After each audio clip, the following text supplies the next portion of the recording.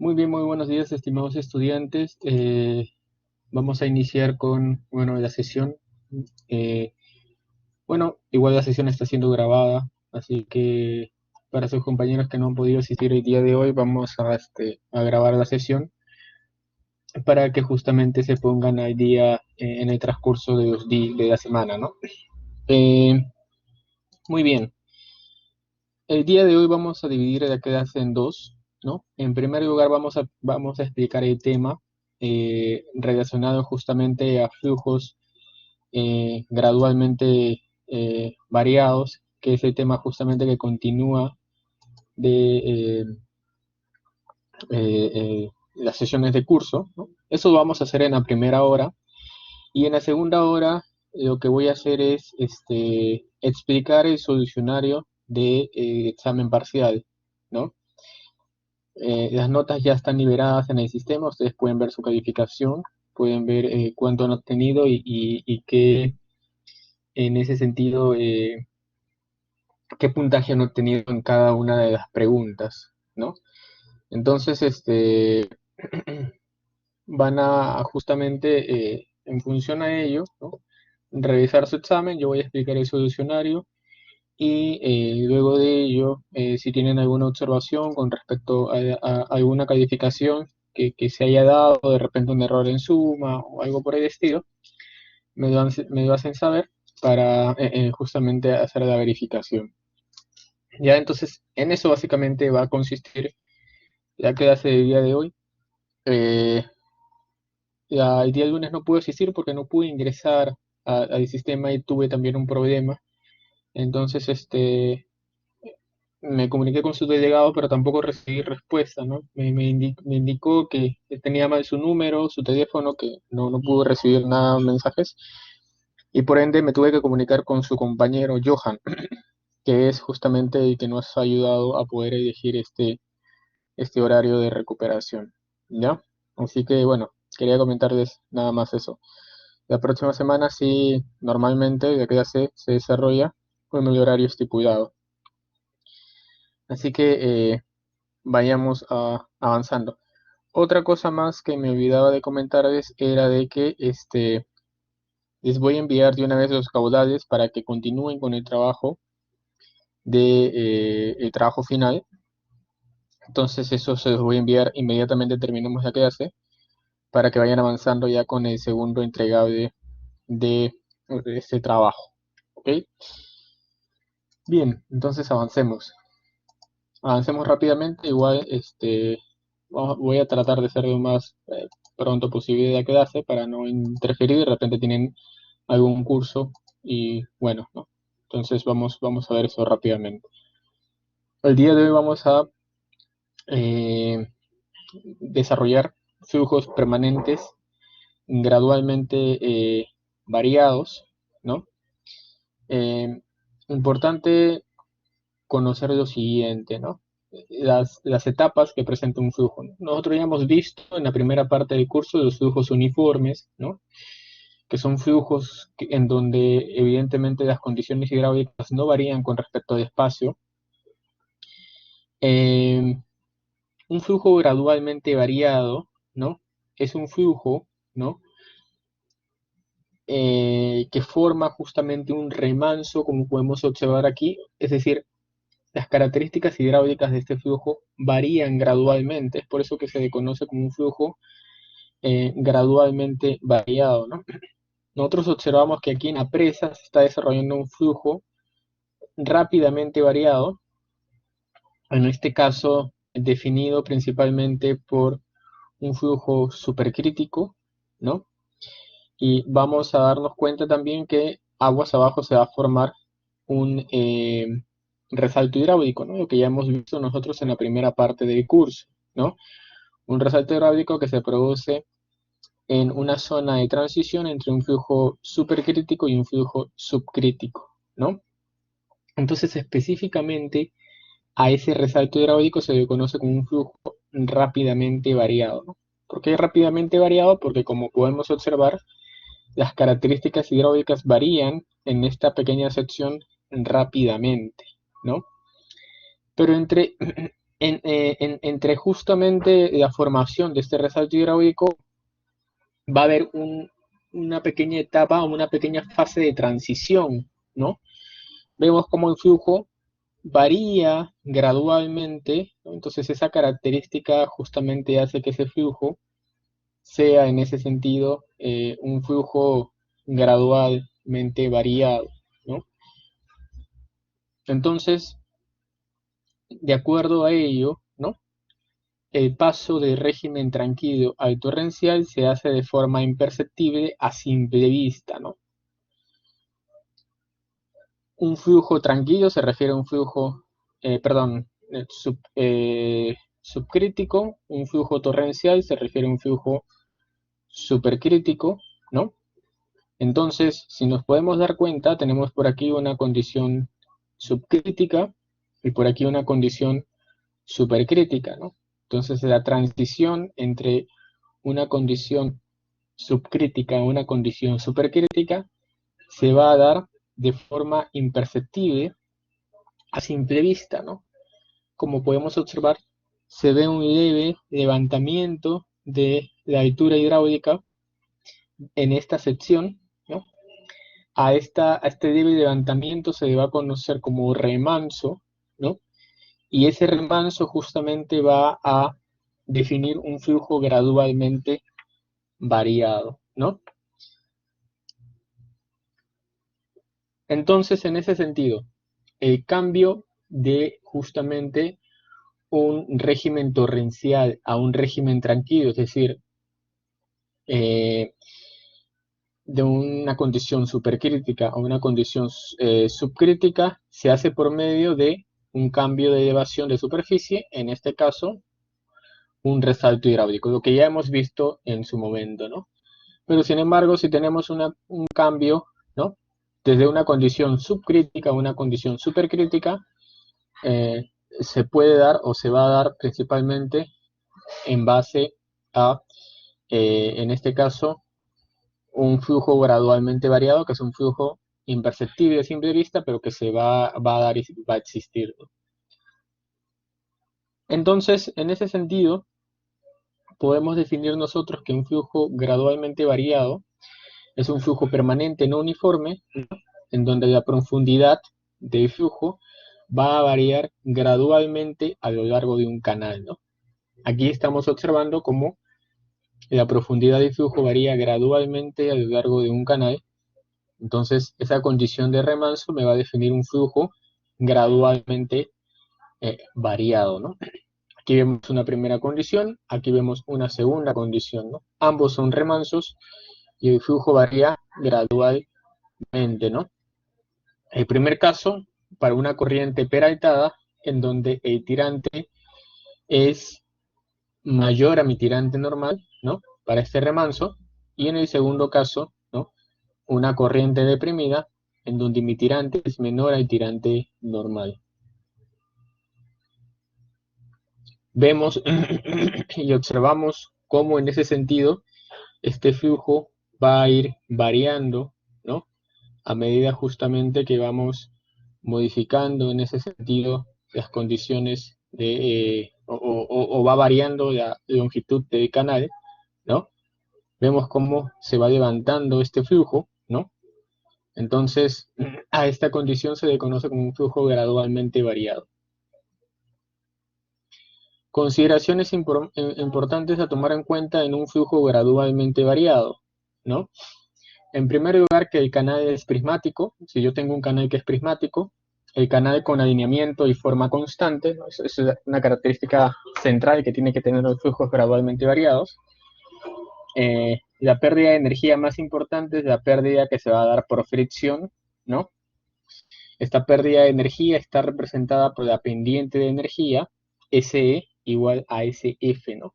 SE igual a SF es la pendiente de la energía, ¿no? Y va a estar calculada aplicando las ecuaciones y fórmulas de un flujo uniforme, ¿no? Otra cosa importante es que la pendiente del canal S sub 0 va a ser pequeña porque el ángulo es muy cercano a cero. Entonces el tirante es el mismo en una dirección vertical y normal al fondo del canal. Otra consideración, el coeficiente de rugosidad n de Manning es independiente de la profundidad del flujo, ¿no? Es un valor que es constante a través del tramo en consideración. Para poder nosotros estudiar los flujos gradualmente variados necesitamos definir una sección de control, ¿no? Una sección de control que es una sección donde el tirante puede ser conocido o puede ser controlado a nivel requerido, ¿no? Por ejemplo, ¿no?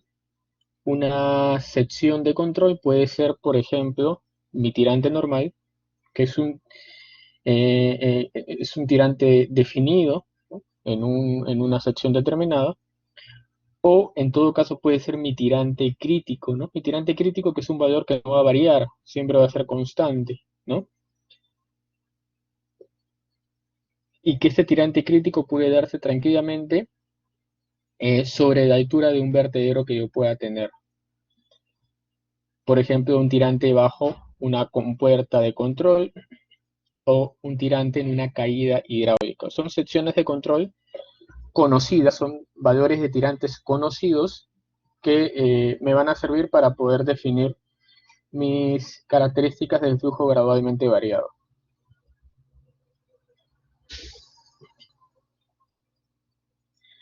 Aquí tenemos justamente la representación y estudio, en este caso, de un flujo gradualmente variado, ¿no? Tenemos un canal con una pendiente S sub E, ¿no? Vamos a tener el tirante de agua, ¿no?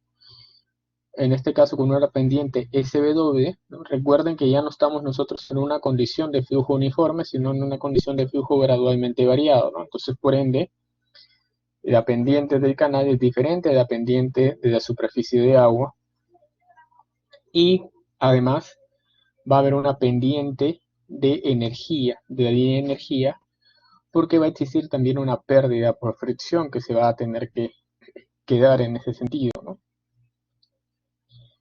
Eh, Mi tirante va a ser muy parecido a d coseno de teta, ¿no? Para ángulos pequeños.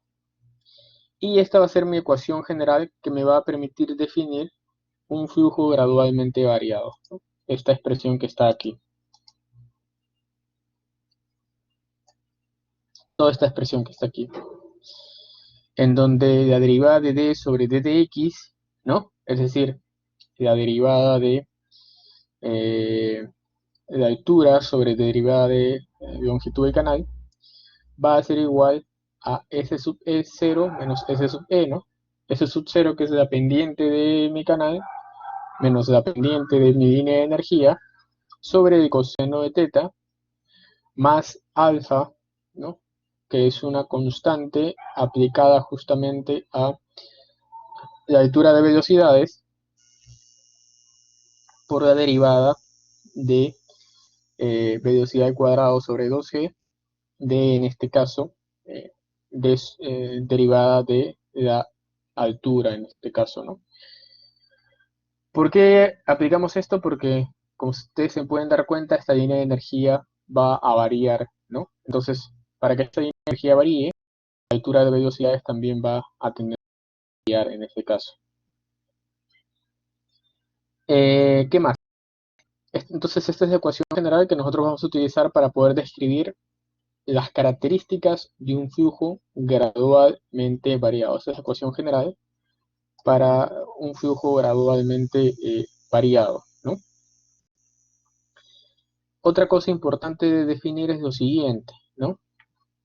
Que la derivada de d sobre d de x es igual a la pendiente de la superficie de agua, ¿no?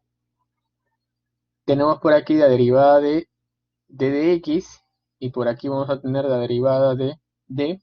Entonces, lo que se va a formar aquí es básicamente un triángulo y esa pendiente va a ser justamente ese W. Si esta derivada de d sobre d de x es igual a 0, ¿no? Es decir, que es constante, entonces eso quiere decir que del flujo de agua con la pendiente del canal van a ser paralelos. Estaríamos en el caso de un flujo uniforme, ¿no? Si esta pendiente, si esta derivada de d sobre d de x es positiva, eso quiere decir que en este caso la pendiente de la superficie de agua es menor que la pendiente del canal. Entonces, eso quiere decir que la superficie va a tender a levantarse, ¿no? Y si esa derivada de d sobre d de x es negativo, ¿no? Entonces, lo que va a pasar es que esa superficie de agua va a tender a disminuir, va a tender a bajar, en este caso. Entonces, esa es la interpretación de cada uno de los términos para un flujo gradualmente variado, ¿no? Aquí está la representación también en términos de x e y, trabajando en ese sistema de coordenadas. La representación de la ecuación del flujo gradualmente variado, ¿no? Obviamente eso es una interpretación matemática, ¿no? No es que ustedes se van a poner a derivar, ¿no? Sino que básicamente lo que va a pasar es que ustedes van a tener que trabajar con unas tablas de Excel para poder hacer y determinar estas características y estos parámetros.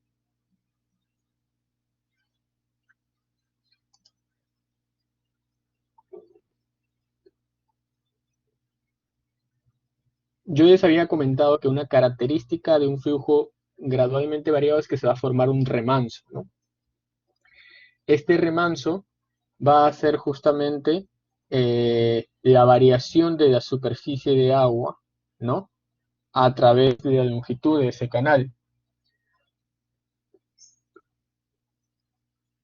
Esta curva de remanso se va a producir en un canal al presentarse un movimiento gradualmente variado, como ya les había comentado, ¿no? El cálculo de la curva de remanso significa básicamente que la solución de la ecuación dinámica del movimiento gradualmente variado, justamente esta ecuación que acabamos de ver, la descripción de esta curva de remanso es la solución de esta ecuación que está aquí. Para obtener justamente la longitud de la curva de remanso debemos integrar la ecuación general de un flujo gradualmente variado, ¿no? Aquí lo que interesante en estudiar los flujos gradualmente variados es determinar una longitud, es decir, la longitud que va en este caso implicar, ¿no? Todo este remanso que se va a formar.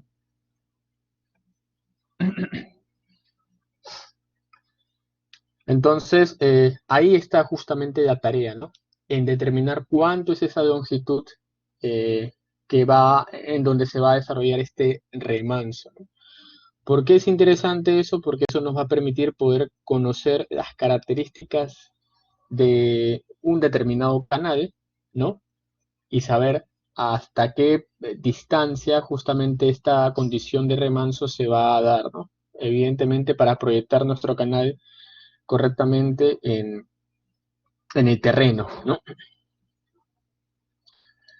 Importante también otra consideración, ¿no? Que esta longitud de la curva de remanso se define como la longitud comprendida entre un punto extremo, ¿no? Que actúa como una sección de control. Aquí justamente entra lo que les mencionaba, ¿no? Una sección de control que podría ser un tirante crítico, que podría ser una altura justamente sobre un vertedero, eh, y en el que el tirante va a tener que ser también determinado, ¿no? Va a tener que calcularse. Y el otro valor ubicado en el otro extremo, en donde recién justamente se forma ese remanso, ¿no?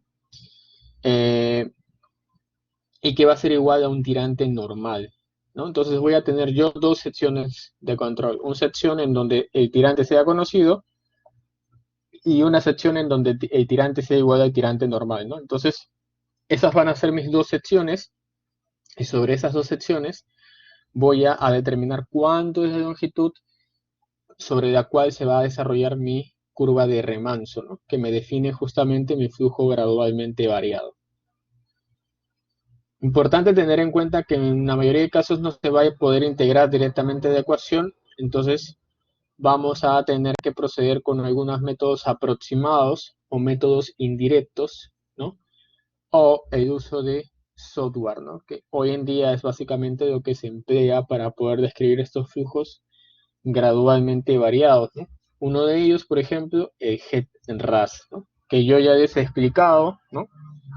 El uso de GET-RAS, ¿no? Entonces, básicamente ya aquí hay que usarlo, ¿no? Porque para la práctica 2 van a tener justamente ustedes que emplear este software GTRAS para poder resolver una batería de ejercicios.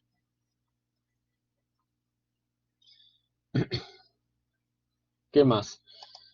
A ver, el perfil de flujo, ¿no? Como yo les he comentado, se va a formar un remanso que me va a definir un flujo gradualmente variado, ¿no? Pero ahora, este remanso que se va a formar, eh, ¿cómo es que en ese sentido, ¿no? ¿Cómo es que en ese sentido ese remanso que se va a formar va a tener una característica o va a tener una forma específica, ¿no? Entonces, para ello vamos a trabajar con las características de flujo, principalmente, ¿no? En un determinado canal, ¿no? Nosotros vamos a tener diferentes perfiles de flujo que se van a dar y que van a caracterizar una curva de remanso, ¿no? Y estas características de flujo van a depender de las características hidráulicas que se presenten en un canal, ¿no? Aquí justamente, bueno, aquí tengo la descripción, pero vamos a explicar mejor esto de forma gráfica, ¿no? Por aquí tengo otro.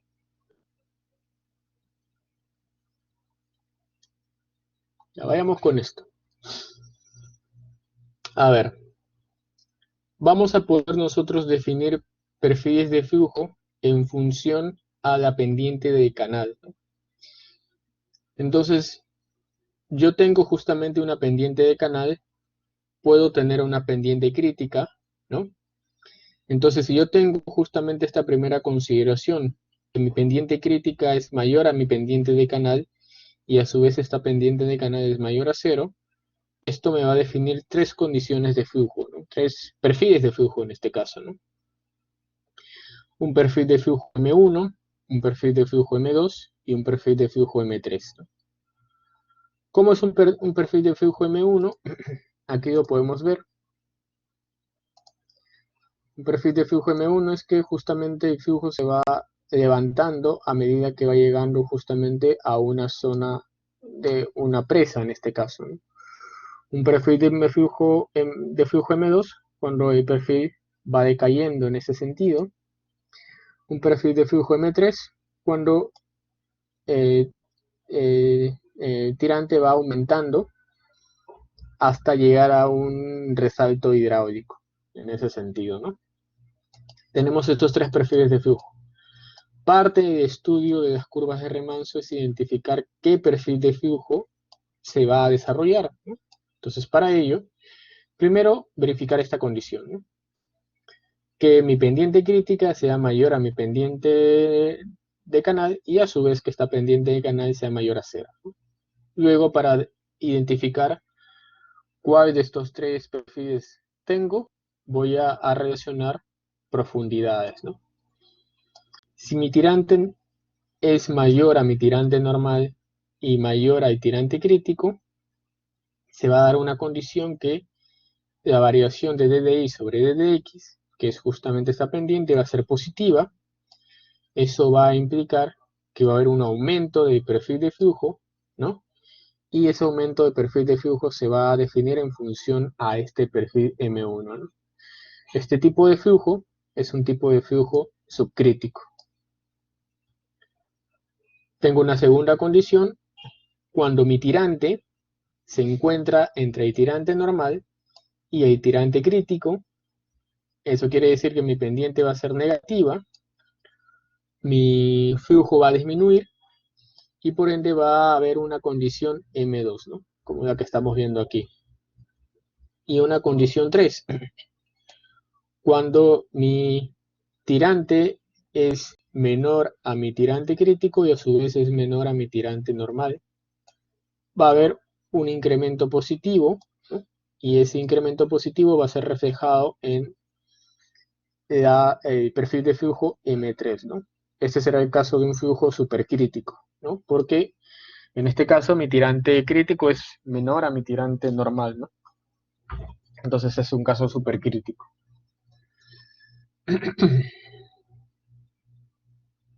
Muy bien. Luego tenemos los segundos perfiles de flujo, ¿no? Como en este caso es una condición crítica. En este caso, mi tirante normal es igual a mi tirante crítico y también mi pendiente normal es igual a mi pendiente crítica, ¿no? Entonces esta condición va a definir tres perfiles de flujo. C1, C2 y C3, ¿no? C1 es este que vemos aquí. Vemos cómo se forma un pequeño levantamiento en ese sentido. C2 es este perfil que está aquí. Y C3 es este perfil que está aquí, aguas abajo de una compuerta, ¿no? ¿Cuándo se forman estos perfiles? ¿No? Para eso también hay que revisar las relaciones de profundidad, ¿no? Como mi tirante normal es mayor a mi tirante crítico y mi tirante que yo determine en este remanso es mayor a esos tirantes normales y críticos, entonces va a haber un aumento. Entonces eso me va a definir un perfil C1, ¿no? Si los tres tirantes que yo defino son iguales, entonces me va a definir un perfil de flujo C2, que es un perfil de flujo constante, un flujo uniforme, lo que ya hemos visto nosotros con anterioridad. Y si mi tirante crítico y normal son mayores a mi tirante que yo estime, va a ser positivo también, y va a ser un perfil de flujo C3 aguas abajo de una compuerta. Aquí tenemos otros perfiles de flujo, ¿no? En este caso es un perfil de flujo ya más pronunciado, ¿no? En donde mi tirante normal, mi pendiente de canal es mayor a mi pendiente crítica, pero menor a cero en este caso, ¿no? Entonces, en ese sentido, ¿no? Tenemos justamente también tres condiciones y a su vez tenemos tres perfiles de flujo, ¿no? Los perfiles de flujo S1, S2 y S3. S1 tenemos este que está aquí, S2 tenemos este que está aquí y S3 tenemos este que está aquí, ¿no? Se diferencian también en función a las características justamente de las profundidades, ¿no? Y tenemos finalmente perfiles de flujo H2 y H3, ¿no? H2, este que estaría aquí, y H3, este que estaría aquí, ¿no? En donde en este tirante normal es bien grande, ¿no? Y mi tirante, mi pendiente de canal es cero, ¿no? Entonces se van a definir dos perfiles, dos profundidades características, en donde el tirante es mayor a mi tirante crítico y donde el tirante crítico es mayor a mi tirante, ¿no? Entonces eso define pendientes y perfiles de flujo H2 y H3 como los que podemos observar aquí. Entonces este cuadro es muy pero muy importante, ¿no? Este cuadro es muy pero muy importante porque en función a las características de flujo que ustedes determinen, van a poder en ese sentido determinar estos perfiles, ¿no? Estas formas de perfiles que se van a poder en este caso desarrollar y que como les repito van a tener que evaluarlos en los diferentes ejercicios que van a poder en ese sentido desarrollar, ¿no? Aquí tenemos un cuadro que también es muy parecido al anterior, ¿no? Y que lo pueden utilizar justamente para poder resolver, ¿no? para pendientes suaves, para pendientes críticas y para pendientes fuertes, los diferentes perfiles de flujo que se van a desarrollar, ¿no? M1, M2, M3, C1, C2, C3, S1, S2, S3, ¿no? Que son los principales perfiles de flujo, ¿no? Característicos que se dan en un flujo gradualmente variado, ¿no?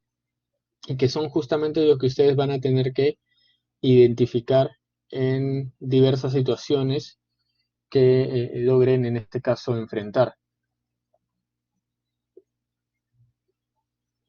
Aquí tenemos justamente, ¿no? Perfiles M, perfiles E, perfiles S, perfiles H y perfiles A, ¿no?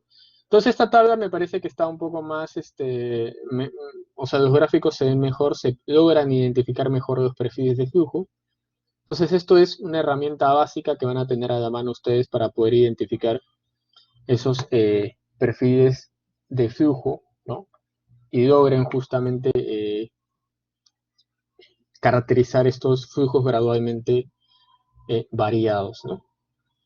Aquí tenemos un ejercicio aplicativo.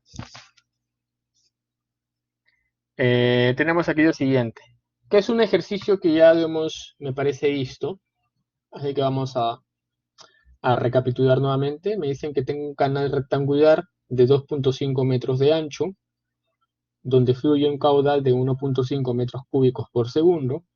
El coeficiente de fricción de Darcy es 0.020. El canal termina en una caída. Esta es la caída. Y la pendiente del fondo del canal, en este caso S sub 0, es igual a la mitad de la pendiente crítica, ¿no? Determinar lo siguiente: la profundidad crítica, el coeficiente S de HSI, la pendiente crítica, la pendiente del canal, la profundidad normal I sub n, la rugosidad n de Manning, el tipo de flujo y el perfil que se produce aguas arriba de la sección terminal. Entonces todo esto que está aquí ya lo hemos hecho nosotros, ¿no? Menos este punto último, ¿no? El perfil que se produce aguas arriba, ¿no? De la sección terminal, ¿no? Entonces vamos a ver, ¿no?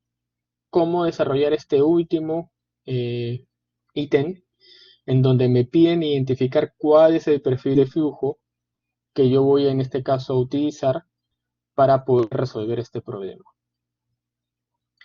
Aquí están las respuestas de la A, B, C, D, E, F, G, ¿no?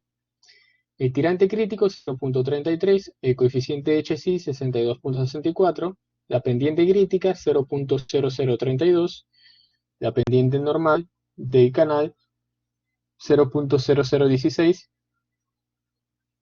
el tirante normal 0.42 y mi número de Manning 0.014, ¿no? Yo acá me doy cuenta de lo siguiente, me doy cuenta que mi tirante normal es mayor, perdón, a mi tirante crítico, ¿no? Mi tirante normal es 0.42 y mi tirante crítico es 0.33. ¿Qué más? ¿No? ¿Qué más puedo en este sentido identificar? ¿No? Tengo mi pendiente de canal y tengo mi pendiente crítica, ¿no? Y como puedo observar, tengo que mi pendiente de mi canal normal es mayor a mi pendiente, es menor, perdón, a mi pendiente crítica. Entonces, vamos a los gráficos, ¿no? En este caso, mi pendiente de canal, ¿no? Es en ese sentido menor a mi pendiente crítica, estaría justamente en una condición suave, ¿no? La condición de aquí, en donde mi pendiente normal es menor a mi pendiente crítica, en este caso es el doble, y tendría justamente que en función a ello, ¿no? Tendría que en función a ello identificar, ¿no? Identificar con qué perfil justamente voy a trabajar, ¿no? Con M1, M2 y M3. Para ello tengo que revisar ahora los tirantes, ¿no? En este caso mi tirante normal es mayor a mi tirante crítico, ¿no? Vamos a ver, ¿no? En este caso mi tirante normal, ¿no?, es mayor a mi tirante en ese sentido eh, crítico, y justamente tengo una condición de caída, ¿no?, como se ha descrito en el problema en específico, ¿no? Entonces, para esa condición de caída, justamente aquí está el gráfico, tenemos una condición de caída y mi tirante normal es mayor a mi tirante crítico. Entonces, de esa análisis y de esa relación voy a identificar que la curva que se va a generar va a ser una curva M2. Entonces, a la pregunta de el perfil que se produce aguas arriba de la sección terminal es esta, aguas arriba de la sección terminal, se va a producir, ¿no?, una curva M2, ¿no?, que tiene básicamente estas características. Esa será mi curva de remanso M2. Y esa curva de remanso M2 va a estar descrita principalmente por un flujo gradualmente variado, ¿no?, un flujo gradualmente variado. Una vez que yo he identificado esto, ahora el reto está en determinar cuánto es esa longitud de ese flujo gradualmente variado. Eso es lo que yo necesito conocer. ¿Cuánto es esta longitud que está aquí? Eh, Recuerden que para poder definir esas longitudes, esa longitud, ¿no?, yo justamente trabajaba en función a secciones de control. Evidentemente una sección de control va a ser mi tirante crítico, ¿no?, porque justamente en esta zona de caída se va a dar un tirante crítico, y mi tirante normal, ¿no? Entonces, entre estas dos secciones de control, en donde tengo un tirante crítico y un tirante normal, voy a tener que definir cuánto es esta longitud que me va a definir mi flujo gradualmente variado, ¿no? Entonces, para ello existen diferentes métodos, ¿no?, en donde voy a tener que estimar tirantes, ¿no?, cómo los tirantes van a ir variando, ¿no?, y al final voy a obtener esta longitud, que es la que necesito para yo definir correctamente mi canal. Eh, Existen diferentes métodos que me van a permitir poder medir rápidamente esta distancia y describir justamente las características de un flujo gradualmente variado, ¿no? Están los métodos gráficos, están los métodos analíticos, y también está el uso de software, ¿no?, que también va a permitir justamente hacer esta evaluación. Y vamos a, en este caso, empezar por el primer método para poder describir una curva de remanso, y es el método de la integración gráfica, ¿no? Este método de integración gráfica está basado en una integración artificial de la ecuación dinámica de flujo gradualmente variado, ¿no?, esta ecuación que nosotros hemos visto hace un momento, ¿no?, mediante un procedimiento gráfico. Entonces, aquí tenemos nosotros nuestra ecuación. Esta era nuestra ecuación gráfica, la que está aquí. Entonces, ¿qué implica el método de integración? Implica integrar esta ecuación gráfica. Y al integrar esta ecuación gráfica, vamos a definir las características hidráulicas de este flujo gradualmente variado, ¿no? Esta integración gráfica me dice que ddi sobre ddx es igual a S sub 0, que es la pendiente de mi canal, la pendiente del fondo de mi canal, menos S sub e, que es la pendiente de la línea de energía. Todo esto sobre, ¿no?, 1 menos el Q al cuadrado, que es el caudal de metros cúbicos por segundo, T, que es el espejo del agua, sobre, en este caso, G multiplicado por el área hidráulica de mi canal, específicamente en esa sección. ¿Cómo hay este valor de la pendiente de energía? Como en ese sentido, la velocidad por el número de Manning sobre el radio hidráulico de 2/3, todo esto elevado al cuadrado, ¿no? Entonces, este es justamente el método, esta es la ecuación general que voy a tener que integrar para poder estimar las características de flujo gradualmente variado, ¿no? Obviamente, en el examen no me voy a poner a integrar todo esto, ¿no? Es muy, pero muy complicado, ¿no? No nos va a alcanzar el tiempo. Entonces puedo apoyarme, ¿no? En función a alternativas como el uso de software o en todo caso mediante una memoria de cálculo en Excel, ¿no? Que eso es lo que básicamente va a estar permitido para esta segunda práctica, ¿no? Vamos a utilizar esas memorias de cálculo que me van a permitir poder estimar estas características, ¿no? Y luego poder comprobar, ¿no? Mediante de repente el uso de H-canales, por ejemplo, ¿no? Esa es una imagen de H-canales en donde justamente se han introducido los datos de entrada como caudal, ancho de solera, talud de mi canal, pendiente, rugosidad. Aquí van los tirantes, las secciones de control que yo les comentaba, ¿no? Recuerdan que habían dos secciones de control, entonces aquí van justamente las secciones de control I1 e I2, ¿no? Y el número de fruto, ¿no?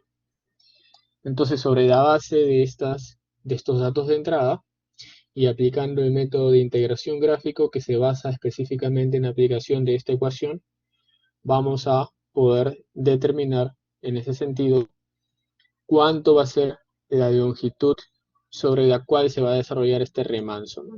De acuerdo a este ejercicio, alrededor de 95 metros, ¿no? Va a tomar toda esta sección de remanso en desarrollarse. Es por eso que yo les decía que identificar un remanso a simple vista es casi imperceptible, uno no se va a dar cuenta, ¿no? Esto se va a dar, esta variación se va a dar eh, a grandes rasgos en una distancia bien, pero bien grande, ¿no? Como 95 metros es bien grande, ¿no? Entonces, eso es justamente lo que hay que evaluar y hay que identificar, ¿no? A partir de ahora. Aquí está justamente, ¿no? Tenemos un canal, ¿no? Tenemos justamente cómo esta variación de este flujo se va a dar. Aquí tengo mi flujo gradualmente variado, ¿no? Específicamente para ese ejercicio. Recuerden que tenía dos secciones de control, una sección por aquí y una sección por aquí, ¿no? Entonces, toda esta longitud va a ser mi flujo gradualmente variado, y para determinar mi flujo gradualmente variado, ¿no? Lo voy a tener que hacer mediante el método, bueno, en primer lugar, el método de integración gráfica, ¿no? Que consiste básicamente en seccionar el canal y determinar justamente el área, ¿no? Una integración, recuerden que es el cálculo de un área, ¿no? O un volumen si es una integración triple, ¿no? Y mediante determinar o desarrollar esta integral, vamos a determinar cuánto sería nuestra longitud de nuestro remanso en ese sentido, ¿no? Pero la interpretación gráfica de este cuadro que les había mostrado hace un momento, ¿no? Mis dos secciones de control, ¿no? En donde se va a desarrollar mi flujo gradualmente variado, lo que yo necesito determinar es esa longitud, y para ello utilizo, ¿no?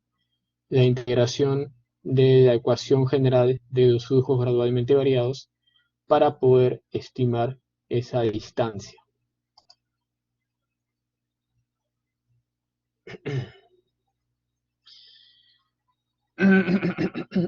Entonces, para iniciar el cálculo de esta y aplicar el método de integración gráfica, ¿no?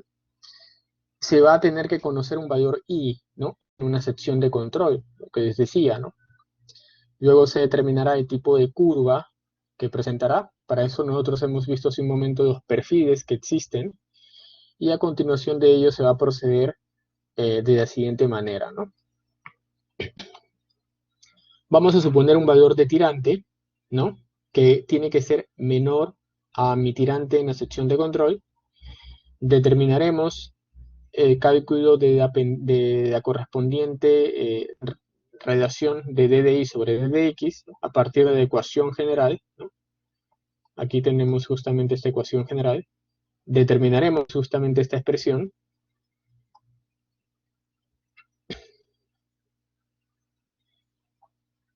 Entonces, luego calculamos d de x sobre d de y, que básicamente es la inversa de la expresión anterior, y sobre esa base vamos a construir una curva, ¿no? Esta curva que está aquí, en donde en el eje X tenemos tirante y en el eje Y tenemos d de y sobre d de x. Entonces, eso va a definir una gráfica, ¿no? La que tenemos por aquí. Y una vez que definamos esa gráfica, eh, vamos a determinar el área. Y ese valor de área va a corresponder justamente a mi valor de X, es decir, a mi distancia, ¿no? A mi distancia, y que la sumatoria de todas esas distancias me va a tener que dar la distancia total sobre la cual se va a desarrollar ese flujo gradualmente variado, ¿no? Eso es básicamente lo que va a implicar hacer, ¿no? Por eso se llama método de integración gráfica, ¿no? La integral, ¿no? X será la distancia total de mi flujo gradualmente variado, y la integral cuando los tirantes de las secciones de control I1 y 2 de la ecuación de dx sobre d de y multiplicado por d de y, ¿no? Eso es básicamente, ¿no? Entonces aquí están todos los pasos, ¿no? Suponemos un valor de tirante, calculamos el valor correspondiente a d de y sobre d de x, es decir, este valor que está aquí, esta expresión que está aquí. Para ello necesitaremos la pendiente de canal, que debe ser conocida, la pendiente de la línea de energía, que también lo podemos determinar en función de esta expresión, caudal, que debe ser conocido, ancho de solera, perdón, espejo de agua, que también debe ser conocido, y el área hidráulica, que también debe ser conocido. Entonces determinamos este valor de d de y sobre d de x. Una vez que tenemos ese valor, lo invertimos, ¿no? Y vamos a construir esta curva que está aquí, y determinando el área de esta curva, habré determinado la longitud de mi remanso, ¿no? Esta longitud que está aquí, ¿no? Habré determinado este valor de L, ¿no? Esa longitud que está aquí. Eso es lo que básicamente implica el método de integración en gráfica, ¿no? Obviamente, no lo voy a hacer directamente, sino lo voy a tener que hacer por varios tramitos, ¿no? Como está aquí, ¿no? Trabajaré con un tramo y luego con otro tramo, entonces hallaré varios valores de x, al final sumaré todos esos valores de x, y todos esos valores de x me dará justamente la respuesta a mi problema,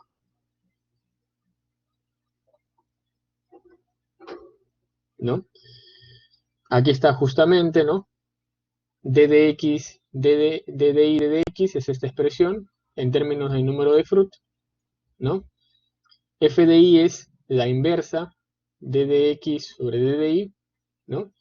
Y luego, para esos dos tirantes, voy a integrar, y al integrar justamente estaría hallando yo mi valor de x, ¿no? Que sería la longitud de mi flujo gradualmente variado, ¿ya? Obviamente, ¿no? Como les estaba diciendo, yo no me voy a poner a integrar, pues, ¿no? Para eso existe el Excel.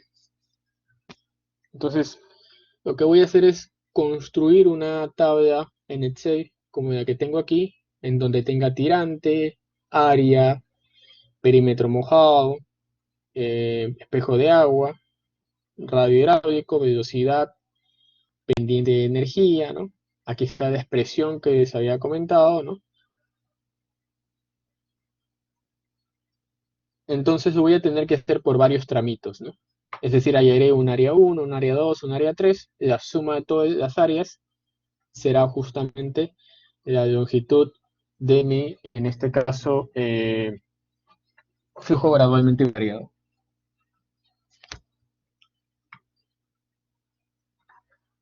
¿Ya? No sé si hasta aquí habrá alguna pregunta.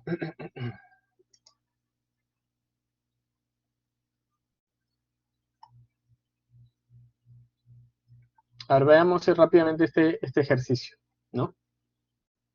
Tengo por aquí lo siguiente, me dicen que un canal de sección trapezoidal con solera igual a 6 metros, es decir, el valor de B es igual a 6 metros, el número de Manning es 0.025, Z, que es delta DUT, es 2, y la pendiente es 0.001, va a transportar un caudal de 28 metros cúbicos por segundo. Me indican que si el canal termina en una caída, como podemos observar aquí, determinar el perfil de flujo gradualmente variado por el método de integración gráfica, ¿no? Entonces, tengo de datos caudal 28, ancho de sodera 6, talud 2, rugosidad 0.025 y la pendiente 0.001, ¿no?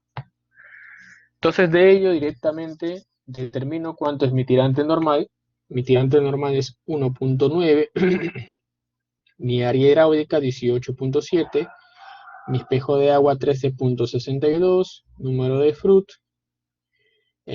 flujo subcrítico, ¿no? Perímetro, radio, velocidad y energía, ¿no? Esta velocidad me indican que es una velocidad bien elevada, así que hay que tener cuidado. Y luego voy a aplicar el método de la integración gráfica, ¿no? Entonces recuerden que para el método de integración gráfica necesitábamos dos puntos de control, ¿no? Un punto de control que es el tirante normal, que ya lo hemos determinado que es 1.9, y otro punto de control que es el tirante crítico, ¿no? Entonces determino, ya todo el mundo sabe cómo determinar un tirante crítico. Este tirante crítico será igual a 1.1412 metros, ¿no? Entonces ya tengo, ¿no?, mis secciones de control, ¿no? Entonces con ello aplico el método de integración gráfica. Tengo en este caso mi caudal, tengo mi ancho de sodera, tengo mi talud, tengo mi pendiente, tengo una rugosidad de mi canal y tengo mis dos valores de tirantes, ¿no? Uno que era el tirante crítico, que es 1.14, y el otro que era el tirante normal. Aquí en el tirante normal aparece como 1.85, ¿no? Sin embargo, yo había determinado un tirante normal de 1.9, ¿no? Entonces, si nosotros dividimos 1.85 entre 1.9, me va a dar justamente que el porcentaje, en este caso, es cerca de 97%, ¿no? ¿Esto por qué se da?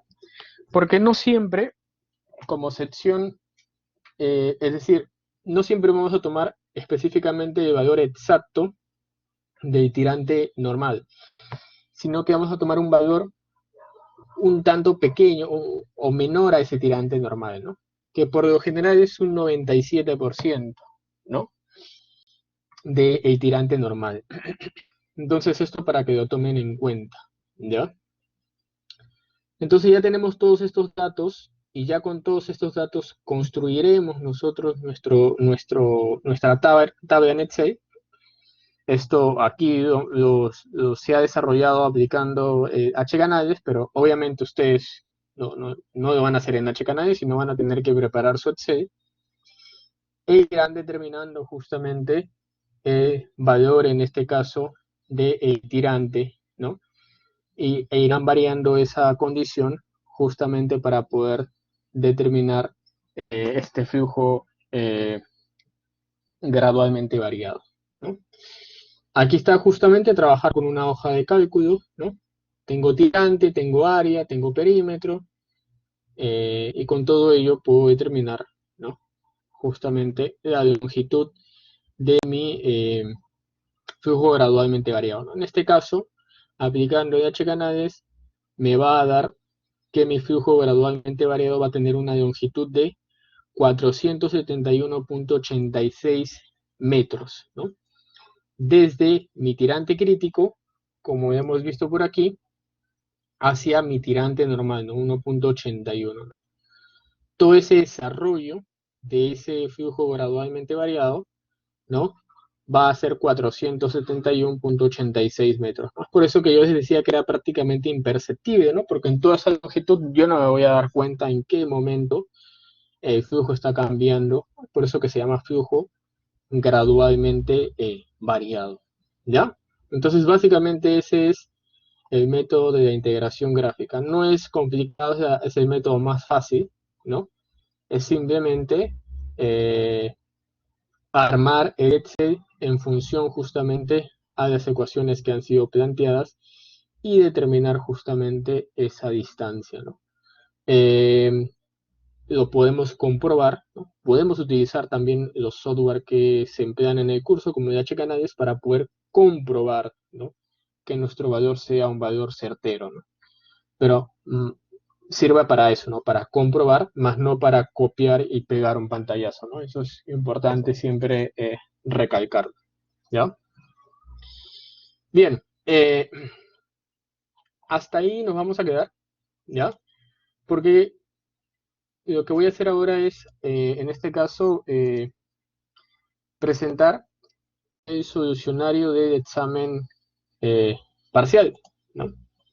Ya todos ustedes saben sus notas, ya han sido liberadas, entonces voy a presentar el examen parcial y ya luego si ustedes tienen alguna pregunta, me la pueden señalar, básicamente, ¿no? Así que a ver, denme un minuto que estoy buscando el solucionario.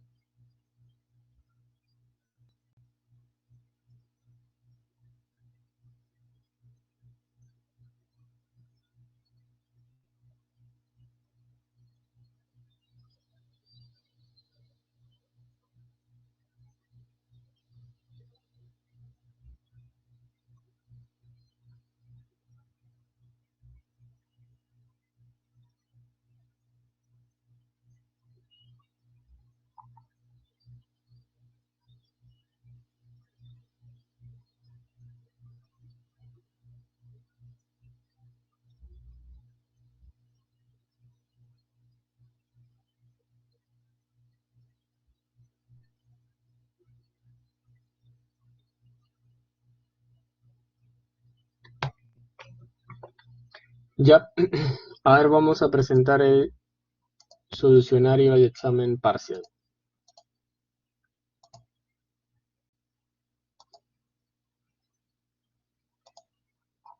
Muy bien, a ver, vamos a leer pregunta a pregunta y solucionario, ¿ya?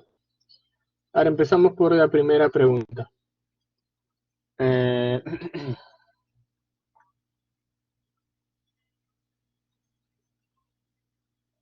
la primera pregunta era la siguiente. Son 4 preguntas y cada pregunta vale 5 puntos. La primera pregunta, se tiene un flujo lento en un canal rectangular con pendiente horizontal de plantilla metro, ¿no? El cual por razones topográficas, ¿no? Sufre una elevación de cota a 0.11 metros, ¿no? En ella no existe un cambio de ancho de plantilla, sino únicamente en su nivel. tener en cuenta que mi caudal específico es igual a 2.5 metros cúbicos por segundo por metro y el tirante es igual a 1.6 metros. Me piden dos cosas. Conocidas las condiciones en la sección 1, determinar las de la sección 2 y realizar su esquema de energía específico, ¿no? Respectivo, ¿no? Y pregunta 2, explicar qué sucederá de construirse con un desnivel en el fondo mayor a 0.11, ¿no? Sustente numéricamente su respuesta, ¿no? Todo esto vale 2 puntos. Entonces vamos a la solución de esta pregunta número 1. Aquí está, ¿no? Tengo datos, ¿no? Tengo valor de caudal y tengo valor justamente, caudal específico y tengo valor de tirante y también de, en este caso, ancho de solera, ¿no? Entonces, puedo justamente ir determinando las características hidráulicas de la sección 1, ¿no? Yo sé que la velocidad 1 es igual a mi caudal sobre área 1. Yo sé a su vez que en este caso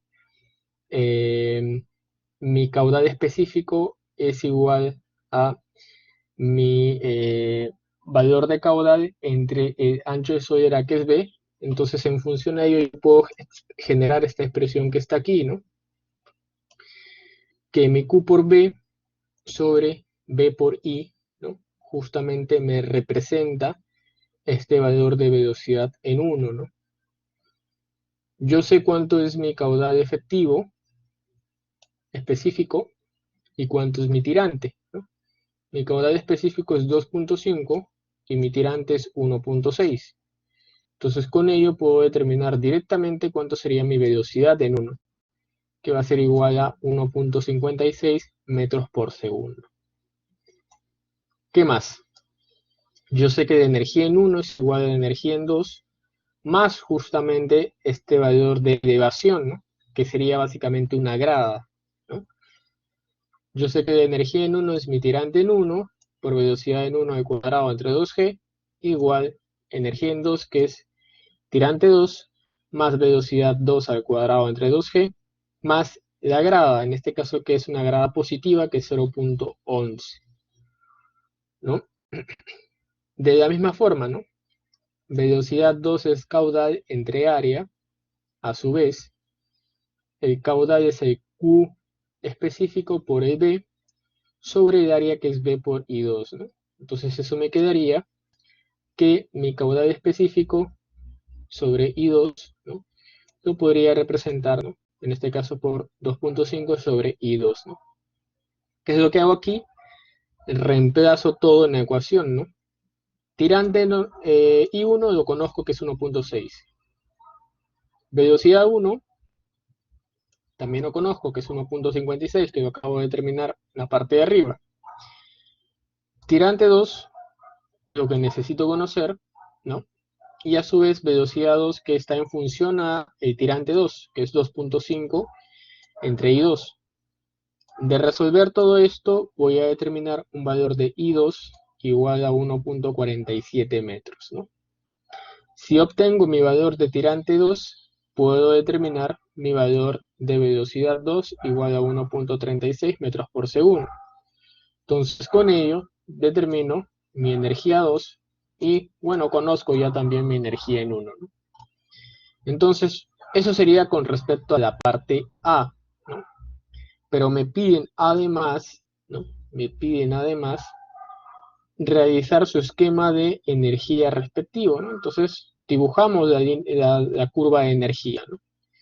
En donde en el eje X tenemos energía y en el eje Y tenemos tirante, ¿no?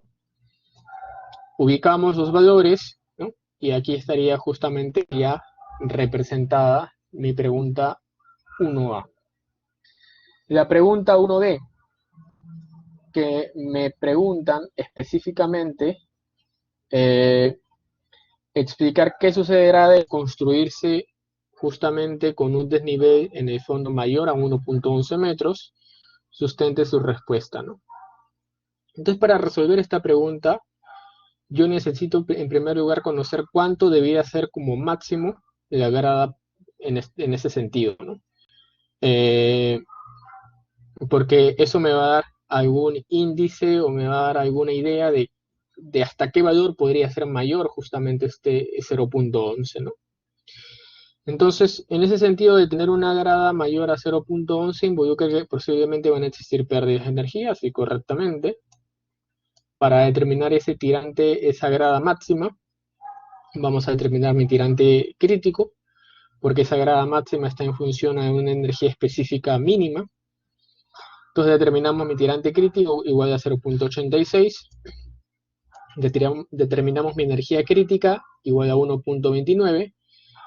Por ende, mi grada máxima debiera ser 0.43, ¿no? Entonces, en ese sentido, la grada máxima permitida va a ser 0.43 y mi desnivel actual es 0.11.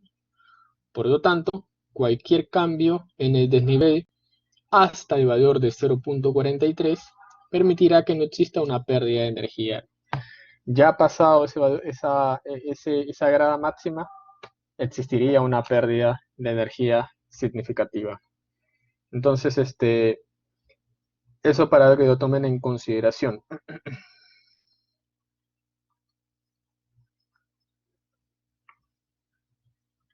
Vayamos a la pregunta número 2. Me dice que se supervisa las alcantarillas de un tramo de carretera al distrito de Canta. Una de ellas, de sección rectangular, está diseñada para transportar un rango de caudales en función al régimen hidrológico de la zona.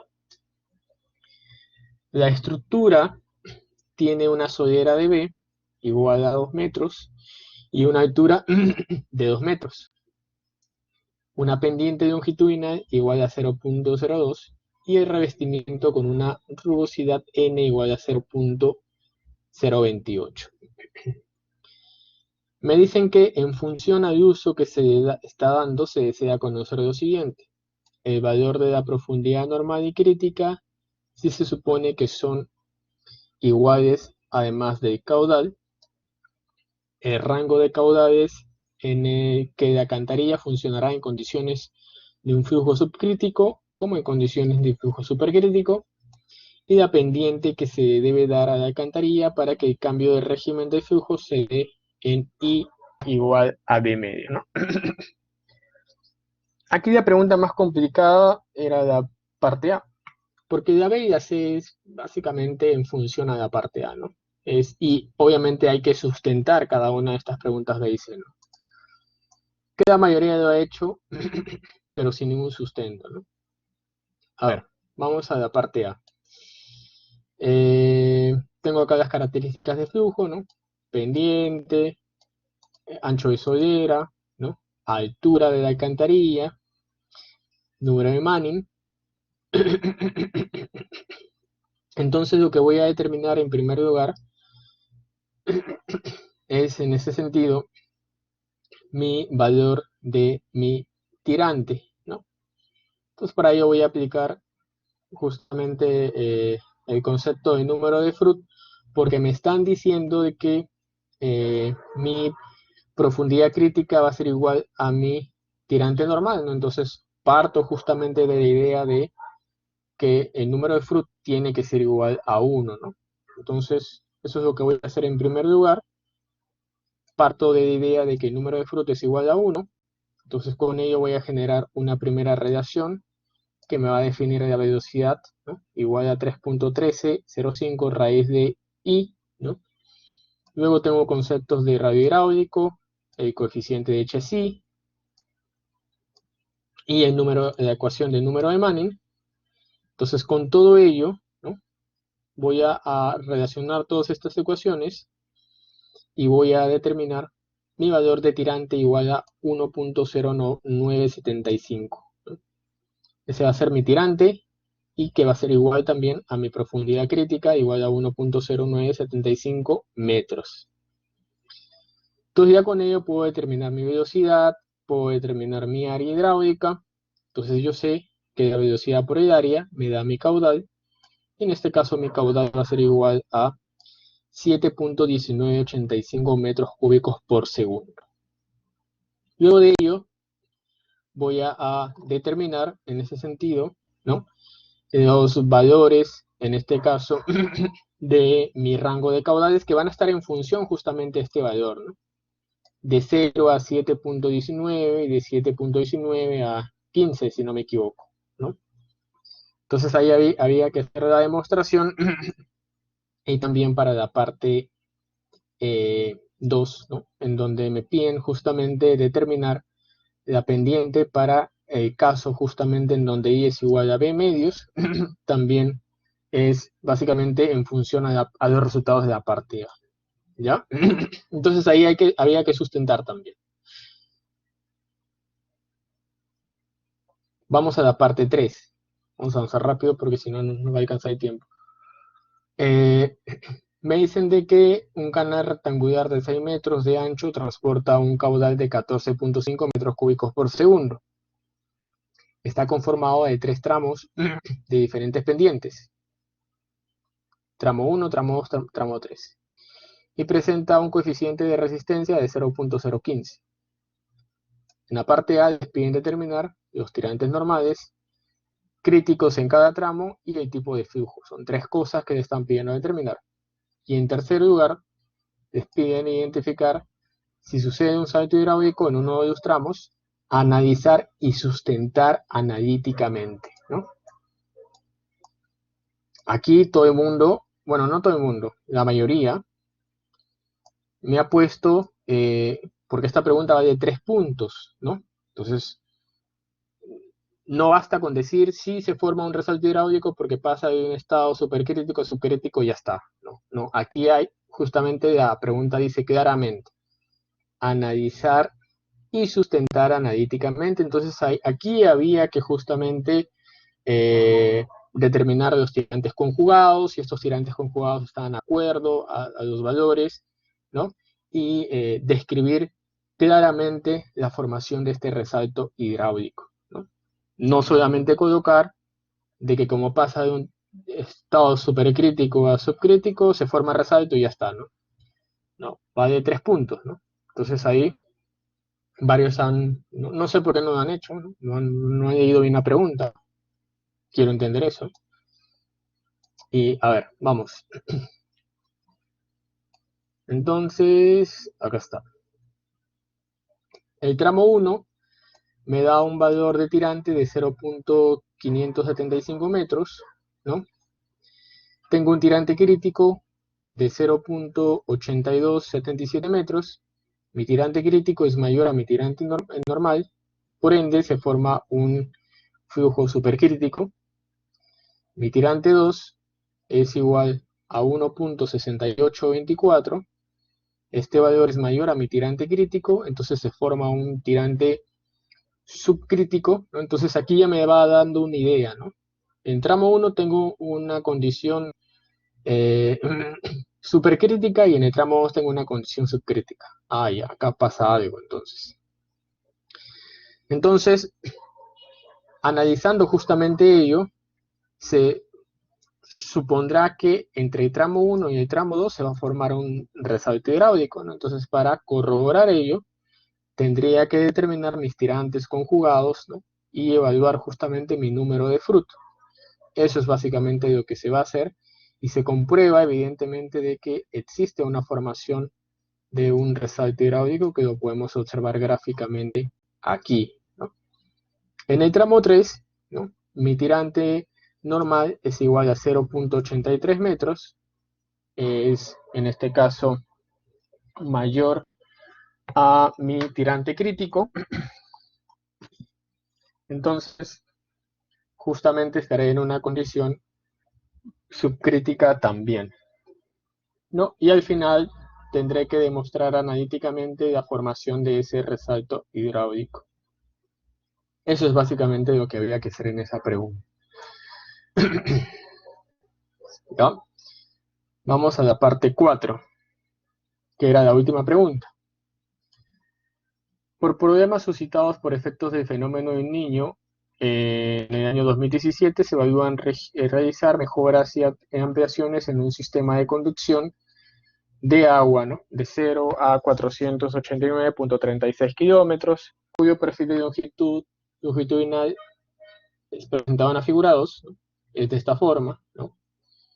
Como primera alternativa de mejora se plantea entre la progresividad de 220 kilómetros y 340.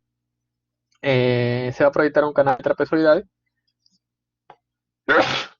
disculpen, en donde se adjunta la imagen que está a continuación. Esto va a ser el canal trapezoidal que se va a proyectar, que va a conducir un caudal de 1 metro cúbico por segundo. La rugosidad va a ser igual de 0.022 y me pueden diseñarlo por sección de máxima eficiencia hidráulica y sección de máxima infiltración, ¿no? En este caso son dos condiciones de flujo que se tienen que tomar a la vez. Otra observación que tengo aquí, ¿no? Yo no sé por qué lo han determinado de forma separada. Aquí específicamente en el problema les indican que deben aplicarlo a la vez, ¿no? Entonces, error de muchos de ustedes. Hay que leer siempre bien las preguntas, ¿no? Se deberá presentar el canal con sus dimensiones finales considerando todos los parámetros geométricos, ¿no? Si me están pidiendo eso, me piden determinar todas las dimensiones de mi canal. Borde libre, espejo de agua, todo. Algunos solamente han atinado a determinarme mi tirante nada más. Obviamente no se pide eso, se pide todo. Y finalmente en la parte B, ¿no? Como segunda alternativa, en base a la ampliación del canal de conducción, se proyectará un tramo de estudio en una sección rectangular de 2 metros de solera, ¿no? Deseando generar aproximadamente tirantes igual a 0.5 y 2.95 metros y finalmente 0.6 metros. Para ello se desea determinar número de Froude y cálculo de velocidad en B al inicio del salto hidráulico y el caudal. Entonces este ejercicio era netamente aplicativo. Aquí me estaban dando la proyección de mi canal longitudinal sobre la cual ustedes tienen que trabajar. Entonces procedemos a resolver esto. Y acá está, ¿no? En primer lugar voy a determinar las dimensiones básicas de mi canal, ¿no? Aplico los conceptos de sección de máxima eficiencia hidráulica y sección de mínima filtración, ¿no? Esta es la ecuación general que voy a utilizar para aplicar ambos métodos en uno solo, sobre la base de un promedio, y determino justamente las dimensiones de mi canal, ¿no? Mi tirante 0.73, mi ancho de solera 0.48 y mi borde libre, ¿no? En función justamente a el método que ustedes hayan podido determinar, ¿no? Un porcentaje de tirante o de repente mediante el método de la USBR, ¿no? Que lo hemos visto en clase. Entonces presentan su canal con las dimensiones correctamente definidas. Finalmente, me piden determinar el número de Froude en la sección B. Para hallar el número de Froude, hallo justamente los valores de tirantes, ¿no? En primer lugar, y con ello hallo mis valores de Froude, ¿no? En este caso, mi valor de Froude en B es igual a 4.5117, y para el cálculo de la velocidad, al inicio del resalto hidráulico, V de B, esta velocidad será igual a 9.99 metros por segundo, y el caudal igual a 9.992 metros cúbicos por segundo. Recuerden que el caudal es un área por una velocidad, ¿no? En este caso mi área será 1 metro, entonces velocidad por 1 metro me da mi caudal. Y esas son básicamente las respuestas a las preguntas presentadas para, en ese sentido, el examen parcial, el primer examen parcial de el curso, ¿no? No sé si tienen alguna pregunta o alguna observación referente a su prueba, ¿no? En este caso, los alumnos que están presentes.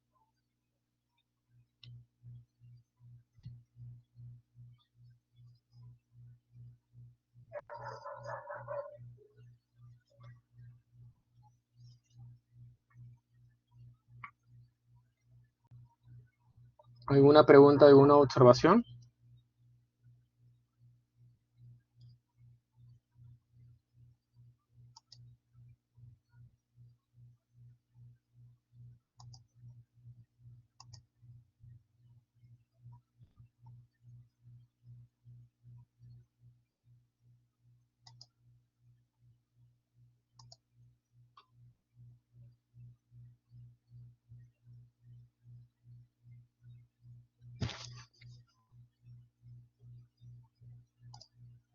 ¿Ninguna? Muy bien, chicos.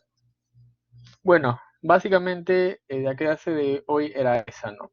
En primer lugar, avanzar con la temática del curso y en segundo lugar, presentarles el solucionario del examen parcial y, bueno, mostrarles sus notas en ese sentido, ¿no? Si no hay ninguna observación, bueno, eso sería todo y ya nos estamos viendo la próxima semana en el horario habitual, ¿no?